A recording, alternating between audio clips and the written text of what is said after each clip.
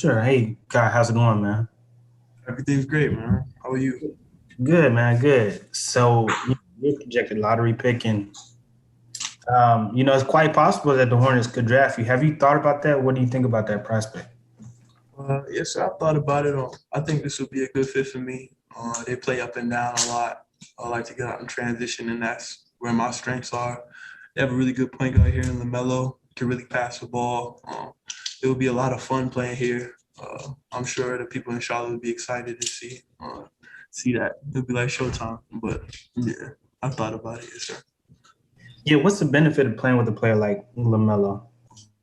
Whenever you can get with an unselfish guard who can pass the ball and who's looking to make plays for others, it's a blessing because he's gonna look out for you and he's gonna make you look good and you're gonna make him look good. So and it's winning basketball, it's easy baskets. So that's the benefit of playing with a really good guard. He puts pressure on the defense, which can make you open a lot too. So Thank you.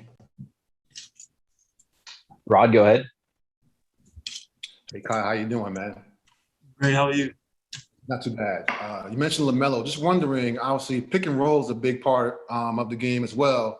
How do you feel being a big man, your ability, I guess, to roll to the rim as well as play outside will help you if you play with LaMelo, someone like him? Yeah. Pick and roll, pick and pop's gonna be there. He's shown that he can make really good reads in those actions. And that's a part of my game that's a strong suit. So it would definitely benefit me in that aspect, just being able to roll to the rim, pop out the three. I can do all those things. So And how have you seen the game evolve as a big man, man? How do you think your game right now, the way you play, being able to, I guess, to hit the outside shot from three-point range, helps you at the next level? I think it's just the icing on top of everything else that I do on the floor. My ability to play defense, protect the rim, and guard guards out on the perimeter, and then also like you said, my ability to step out and shoot threes and finish at the rim, finish above the rim. So it kind of just it makes me a perfect modern day big just because I can do all those things that's required. Now I know also you from the Bahamas. Are you cool with DeAndre? Like you guys talk? I mean, what's it like to see him? What he's doing right now in the NBA? Do you think that maybe that inspires you to kind of do something similar, maybe? Yeah, it definitely inspires me to win a championship in this league. Seeing him get to the finals, that's for sure a goal of mine.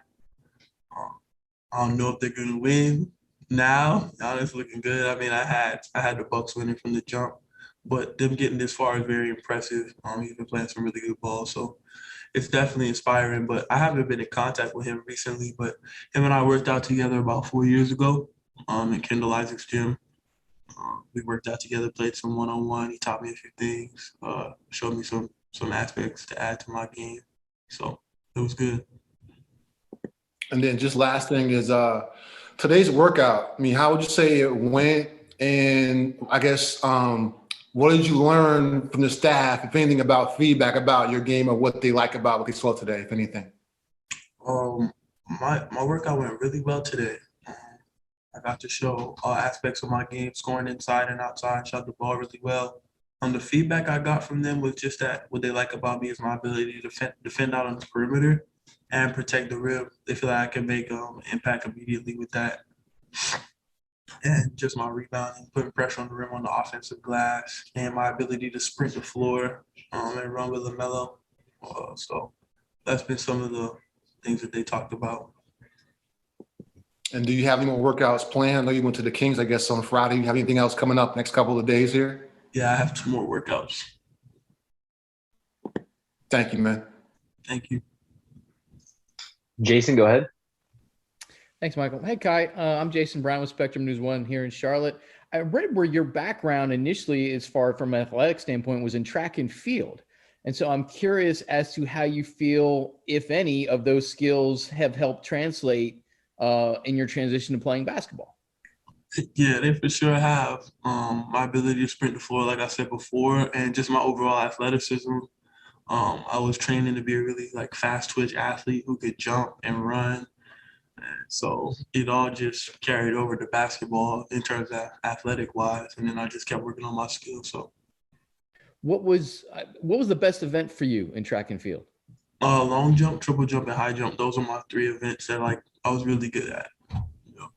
And so then what about basketball really, I guess, really captured you where you'd want to transition from doing track and field to focus on basketball? Just I really loved hooping. I played a lot of pickup. Like I just was addicted to it.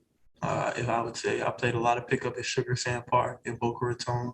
So that was the thing that kind of got me to fall in love with the game, just playing pickup, getting to go at people. And basketball is more of a team sport too. You get to play with other people. Track's more just individual. So that's what I liked about basketball. And so, like, how late in your life did you pick it up? You said you liked it because of playing pickup basketball. What stage of life was that for you? The whole time, as I was running track. So when I started track, I was playing basketball in PE, playing basketball during like break time, and we had lunch breaks. Like I would always just play and hoop.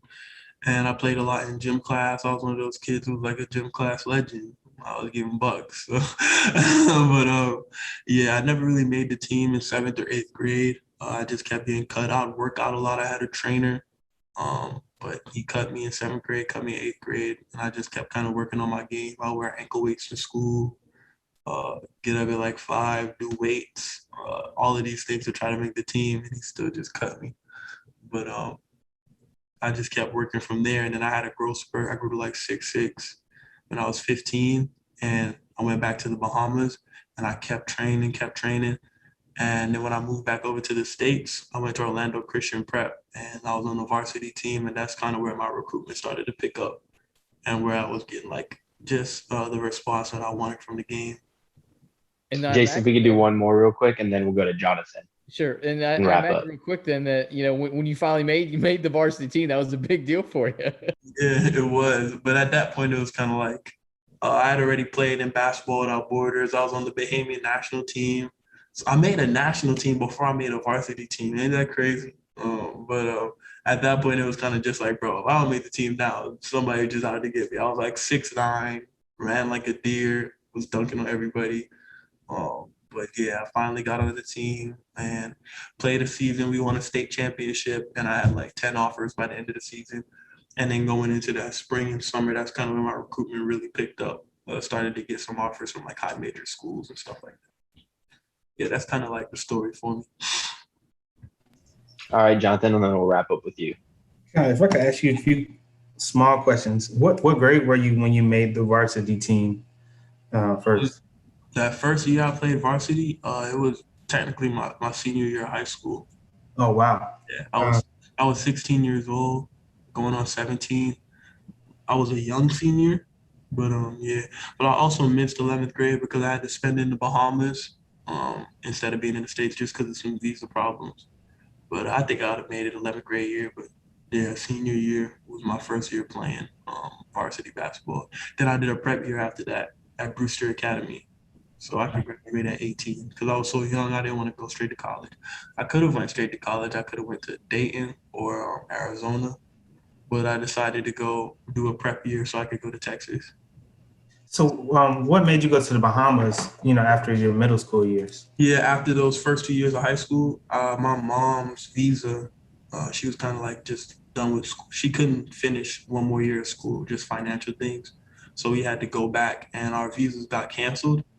So we couldn't really come back into the country. So I had to just do my training in the Bahamas. That was a lot of pickup. I would pay like $10 a session to work out outside on the outdoor courts. So I was just figuring it out, doing what I could. But I wasn't on like a varsity team or anything. So you only spent 1 year in the Bahamas in between? No, 1 year. Okay. Gotcha. Thank you very much, man.